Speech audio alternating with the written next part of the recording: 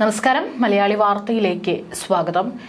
Israel ഇപ്പോൾ എന്താണ് ലക്ഷ്യം വെക്കുന്നത് എന്നുള്ളതാണ് ആർക്കും പിടികിട്ടാത്തത്. കഴിഞ്ഞ കുറച്ച് ദിവസങ്ങൾക്ക് മുമ്പാണ് സിറിയ വിമതർ പിടിച്ചടക്കിയത്. ഇതിന് പിന്നാലെ തന്നെ ഇസ്രായേൽ ഒരു അറ്റാക്ക് സിറിയയിലോട്ട് നടത്തുന്നതാണ് നമ്മൾ കണ്ടത്. അതിൽ ഏറ്റവും തന്ത്രപ്രധാനമായിട്ടുള്ള ബഫർ സോണുകളെല്ലാം തന്നെ ഇസ്രായേൽ ആദ്യമേ പിടിച്ചടക്കി. ഗോലാൻ കുന്നുകൾ അടങ്ങുന്ന പ്രദേശമാണ് ഇസ്രായേൽ ആദ്യം പിടിച്ചടക്കിയത്. ഏതായാലും ഇത് മാത്രമല്ല, സിറിയയുടെ മറ്റുള്ള തന്ത്രപ്രധാനമായിട്ടുള്ള ആയുധപ്പുരകളും അതുപോലെ തന്നെ തീരപ്രദേശങ്ങളിലെല്ലാം തന്നെ ശക്തമായ ആക്രമണമാണ് ഇസ്രായേൽ നടത്തിക്കൊണ്ടിരിക്കുന്നത്.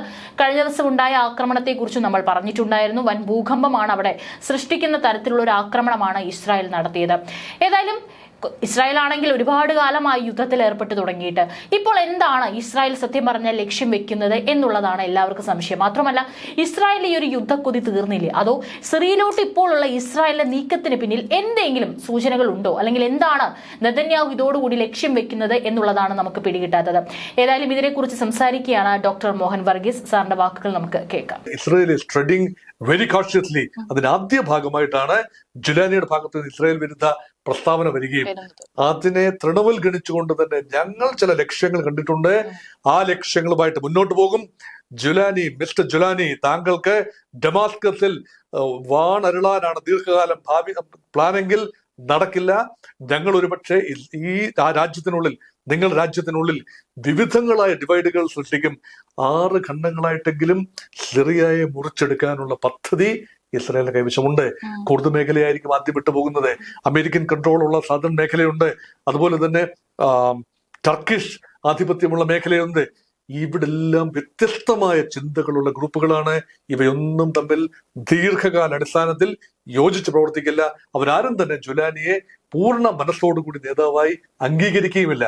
അതുകൊണ്ടാണ് Israel is putting pressure upon Julani to comply with Israel's dictator also.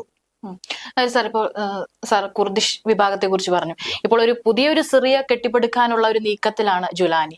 ഈ ഒരു സമയത്ത് തന്നെ ഈ ഒരു കുർദിഷ് വിഭാഗം അവർക്കൊരു തലവേദനയാകും എന്നുള്ള കാര്യത്തിൽ യാതൊരു സംശയം വേണ്ട. അത് എങ്ങനെയായിരിക്കും? അവരെ അടിച്ചമർത്താൻ തന്നെയായിരിക്കും ജുലാനിയുടെ നീക്കങ്ങൾ എന്ന് തോന്നുന്നു. അതൊന്നും നടക്കില്ല. സിറിയൻ ഡെമോക്രാറ്റിക് ഫോഴ്സ്, SDF എന്നാണ് പറയുക. അവരുടെ കൈവശമാണ് 1/3 ഭൂമി. സിറിയയുടെ ഭൂമിയുടെ ഏതാണ്ട് 30% പരമ്പരാഗതമായിട്ട് തന്നെ HDSന്റെ കയ്യിലാണ്. HDSനെ ആളുമർത്ഥവും നൽകി പിന്നിൽ നിന്ന് സഹായിക്കുന്നത് യുണൈറ്റഡ് സ്റ്റേറ്റ്സ് ഓഫ് അമേരിക്കയാണ്. ഈ പറയുന്ന ഇതിന്റെ ആ കുർദ് സേനകൾ തന്നെയാണല്ലോ ISISന്റെ തീവ്ര നാളുകളിൽ 2013 മുതൽ 17-18 വരെയുള്ള കാലത്ത് ഈ സിറിയയുടെ ഒരു വലിയ ഭാഗം, പ്രത്യേകിച്ച് കുർദ് മേഖലകൾ കൺട്രോൾ ചെയ്തിരുന്ന ഇസ്ലാമിക സ്റ്റേറ്റിനെ പുറത്താക്കാൻ പോരാടിയതൊന്നും HDS അല്ലാന്ന് ഓർക്കണം. അത് പോരാടിയത് മുഴുവൻ കുർദുകളാണ്. ആ കുർദുകൾ ആ ശക്തി നിലനിർത്തുന്നു. ഏർലിയസ്റ്റ് ഓപ്പർച്യൂണിറ്റിയിൽ കുർദുകൾ സ്വാതന്ത്ര്യം പ്രാപിക്കുമെന്ന് തന്നെയാണ് ഞാൻ കരുതുന്നത്. അങ്ങനെ സ്വാതന്ത്ര്യം പ്രാപിച്ചാൽ അതിന് അമേരിക്കയുടെ മൗന അനുവാദം ഉണ്ടാകും. അവർ സ്വാതന്ത്ര്യം പ്രാപിക്കുന്നതിന് ടർക്കിയുമായി അമേരിക്ക ഒരുപക്ഷെ വിലപേശും. കാരണം ടർക്കിക്ക് അലോസരം ഉണ്ടാക്കുന്ന നിലപാടാണ് ഈ കുർദ് വിഭാഗത്തിന്റെ ഈ പറയുന്ന കുർദ് സിറിയൻ ഡെമോക്രാറ്റിക് ഫോഴ്സ് എന്നാണ് പറയുക. നേരത്തെ KDF എന്ന് പറഞ്ഞു, ഇപ്പോൾ സിറിയൻ ഡെമോക്രാറ്റിക് ഫോഴ്സ്. ആ സംഘടന ടർക്കി, ഇറാഖ്, ഇറാൻ, സിറിയ ഈ 3 രാജ്യങ്ങൾ കൺവേർട്ട് ചെയ്യുന്ന മേഖലയുടെ നിയന്ത്രണമാണ് അവർ ആഗ്രഹിക്കുന്നത്. അതിലെ ഒരു ഭാഗം മാത്രമാണ് സിറിയൻ കുർദിഷ് ലാൻഡ്.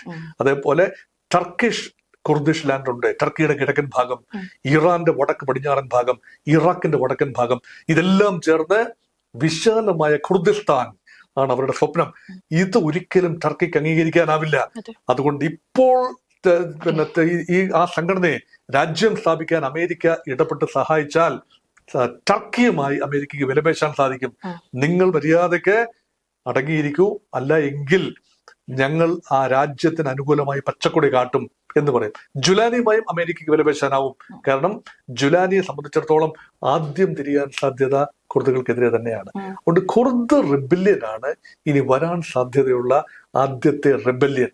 അതുകൊണ്ട് കുർദുകൾക്ക് ഒരു സ്വയംഭരണം നൗ ഓർ നെവർ എന്ന് കുർദ് മനസ്സുകളിൽ ഇപ്പോൾ ഒരു ചിന്തയുണ്ട്. ഏറ്റവും അനുകൂല സാഹചര്യമാണ് ഇപ്പോൾ ഉരുത്തിരിഞ്ഞു വരുന്നത്.